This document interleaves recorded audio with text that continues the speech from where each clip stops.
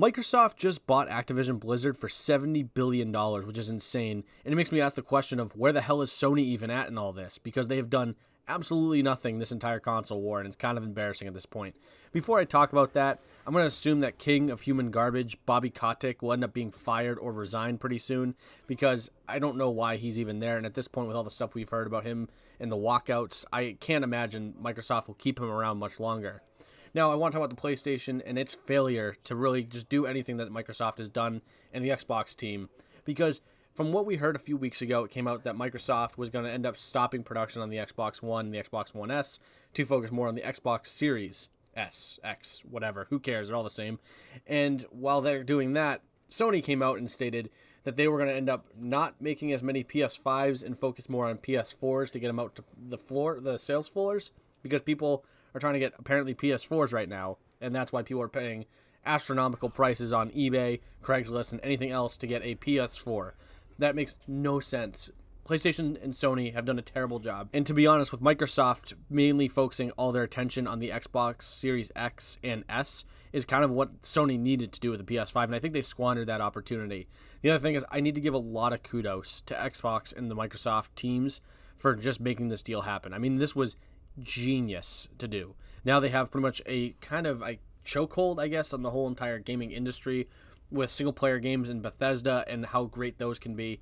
And I would imagine they're going to do something with the Xbox kind of Call of Duty brand at some point soon. It was kind of weird. I felt like that was coming to an end soon with Sony, because they had an exclusivity deal that I don't know how much longer it really had, but it had to have been coming up pretty soon, and I was wondering when that would actually end. But it doesn't seem like it really mattered in the last couple of years. I don't think there's been any sort of exclusive deals other than just like marketing and stuff like that. So, but again, it does make me really wonder what they're going to do with the Call of Duty brand. I mean, I imagine it's going to get better from here with Microsoft being pretty much, I guess, in charge and probably going to have to intervene in the situation that we're currently having.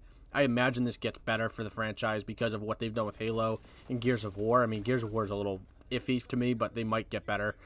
So, I don't know. I'm kind of interested to see what currently happens. I, again, imagine human trash Bob Kotick ends up getting fired, and then all this gets fixed. The other thing is I read that they were trying to get them mainly for the metaverse, which I thought was very bizarre and really made no sense. I mean, I get people were really high on the metaverse after it was like announced by Facebook or something that was a thing that was happening.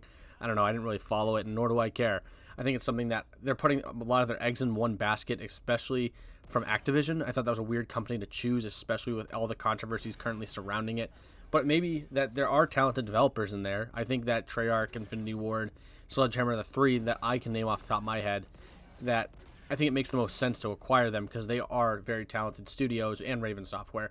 But they could probably not just take one of those 4 studios, but any of the other studios that Activision actually owns. And Activision owns a lot of studios. I mean, granted, I don't know that much, and part of my New Year's resolution is obviously to learn more in terms of other games and other franchises, and that's what I would like to do. But I think this is also a great acquisition by the Xbox team. It's just incredible.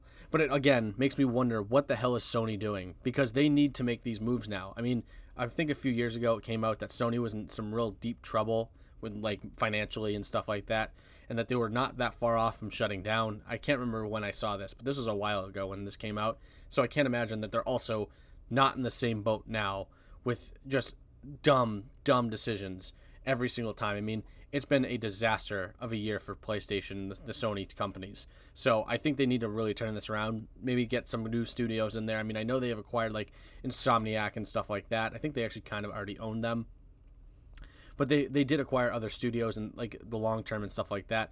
But they're nothing significant. They need to make a big splash for people to actually want to come over to the PlayStation. I mean, just seeing in a title that Activision has been bought out by Microsoft will end up helping the Microsoft sales a lot. A lot of the Xbox sales are going to go up because of this, especially now that apparently you can find an Xbox a lot easier. I mean, I went to Target and Walmart a couple days ago, and I found Xboxes everywhere, and I couldn't find a single Sony PlayStation. I mean, that's really, really bad for Sony. Sony needs to get their shit together, or else they are fucked for a long time. And I don't know if they can dig themselves out of this hole. It's a pretty deep hole already. I mean, they lost Bethesda and probably some of their good exclusive games. And they also lost Activision possibly. And who knows what Xbox will end up doing with that franchise. I can't imagine them making Call of Duty a sort of exclusive brand.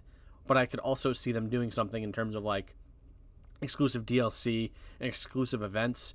and that might be a big enough deal for some content creators and players to end up making a switch over. I mean, it did for me back in the day when I was younger from the Xbox to the PlayStation, because I knew I could get exclusive content and exclusive features that I couldn't get on the Xbox, so that's why I switched to PlayStation.